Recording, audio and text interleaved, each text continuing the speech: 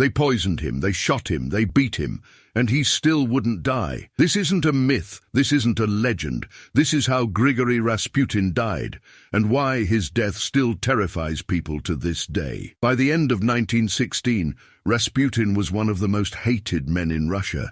He wasn't royalty, he wasn't a general, he was a mystic, a so-called healer who had somehow become the closest advisor to the Tsarina. Some say he cured her son's disease. Others say he used hypnosis, dark rituals and manipulation to control the royal family. But to the Russian elite, Rasputin was a threat to the empire. They believed he was dragging the country into ruin from behind the throne. So a group of nobles, wealthy, powerful, connected, decided he had to be eliminated, not in public, not with a scandal, quietly, permanently. The plan was set in motion on December 30th, 1916.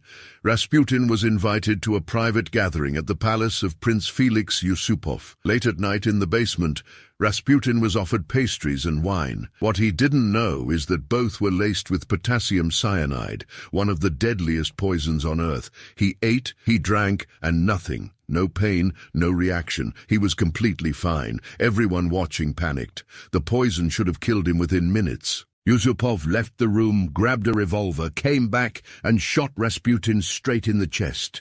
He collapsed. The group checked his body. No pulse. They finally believed it was over. They went upstairs to celebrate, but 20 minutes later, Yusupov returned, and Rasputin's body was gone. Then Rasputin appeared, still alive, bleeding, staggering, eyes wide. He lunged at Yusupov and tried to escape. Another noble grabbed a pistol and fired again, this time hitting Rasputin in the back. He dropped, but he was still moving. Another shot to the head finally brought him down. They wrapped his body in cloth, tied it up, and drove it to the Neva River. It was freezing outside, below zero. They cut through the ice and dumped him into the water. 3 days later, Rasputin's body was recovered. But the strangest detail wasn't the wounds or the bruises, it was the water in his lungs. The autopsy revealed he was still breathing when he hit the water.